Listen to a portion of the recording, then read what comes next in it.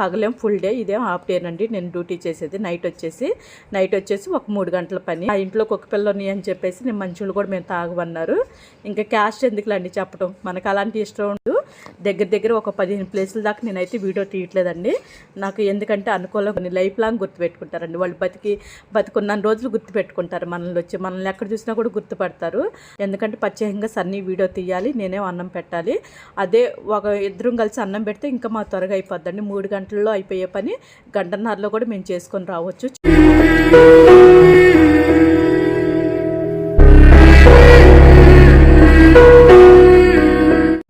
అండి మీరైతే full video అయితే మిస్ అవ్వకుండా చూడండి. అలానేసి మన పిల్లలందరూ ఇందులో కనిపించరు, మీకు ఫస్ట్ నేను వదిలిన వీడియోలో కూడా కనిపించరండి. ఇది వచ్చేసి సెకండ్ పార్ట్. మన ఈటీపీఎస్ రోడ్లోని కొన్ని ప్లేస్లో వరకు మేము వీడియో తీస్తున్నామండి. అన్ని ప్లేస్లో నేను తీయట్లేదు. తీస్తే ఇంకా నాకు టైం ఎక్కువ అవుతుంది. ఎందుకంటే నాకు కూడా కాస్త ఒంట్లో బాగోట్లేదు కదా కళ్ళు వల్ల నాకు. అందుకని నేను ఇంకా అన్ని చోట్ల కూడా నేను వీడియో తీయలేకపోతున్నానండి. అందుకని దయచేసి ఏమనుకోవద్దు. ఎక్కడెక్కడంటే మన ఇంటి దగ్గరలోనే ఉన్నారండి. మన ఆర్ట్స్ఫర్డ్ స్కూల్ వైపే నాకు 3 ప్లేసులు ఉన్నాయి.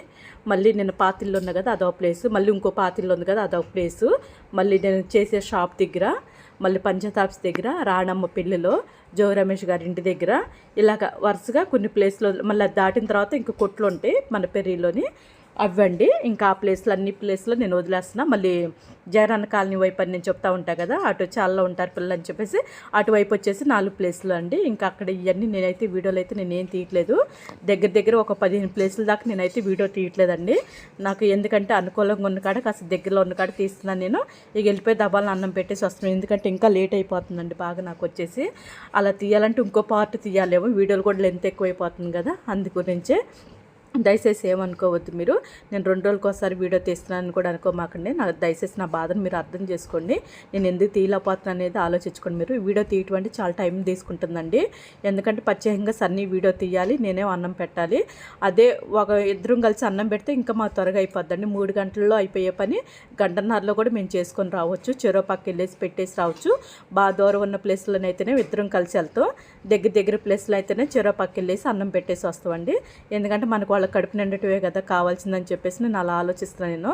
ఎందుకంటే టైం సెట్ అవ్వట్లేదు కదా, నైట్ డ్యూటీ లెక్కనే చేస్తున్నా కదా నేను కూడా. ఇది ఒక నైట్ డ్యూటీ లెక్కే ఉందండి నాకు వచ్చేసి. పగలేం ఫుల్ డే, ఇదేం హాఫ్ డే అండి నేను డ్యూటీ చేసేది. నైట్ వచ్చేసి ఒక 3 గంటల పని. అంటే గిన్నెలు అవన్నీ కడుక్కోవడం మొత్తం 4 గంటలు పట్టిద్దండి టైం వచ్చేసి. అంటే రాత్రి పూట వచ్చేసి 4 గంటల వర్క్ నాకు వచ్చేసి. నాకు నైట్ వర్క్ అనే కానీ నాకంటే పెద్ద ఇబ్బంది ఉండదు. ఎందుకంటే ఇది ఇష్టమైన పని కదండి. అందుకనే మనకి అంత ఇష్టమైన పని అది పెద్ద కష్టంగానే ఏం అనిపించదు నాకు. ఎందుకంటే నాకు నచ్చి నేను పెడుతున్నాను అంతవరకే. నాకు వీళ్ళు పెట్టడం ఇష్టం కాబట్టి నాకు మనశ్శాంతిగా ఉంటుంది. వీళ్ళు పెట్టినా కూడా సంతోషంగా ఉంటుంది నాకు. వాళ్ళ కడుపు నిండిందని ఒక ఆనందం ఉంటుంది చూడండి, చాలా ఇష్టం.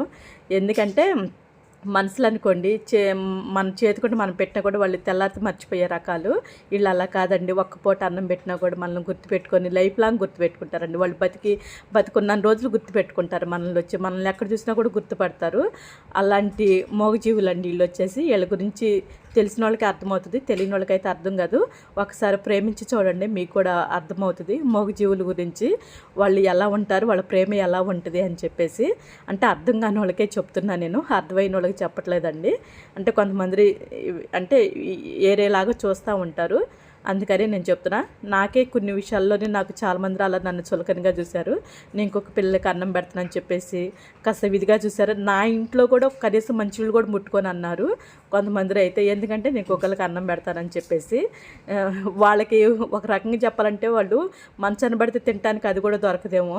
వాళ్ళంతా కుక్క పిల్లలు అంత ఏనంగా చూసే వాళ్ళకి ఎప్పుడైనా సరే మనం మోగజీవులని మనుషులు అందరూ ఒకలా చూస్తారు. వాళ్ళకి ఎప్పటికైనా సరే ఏదో ఒక రూపం దొరికిద్ది.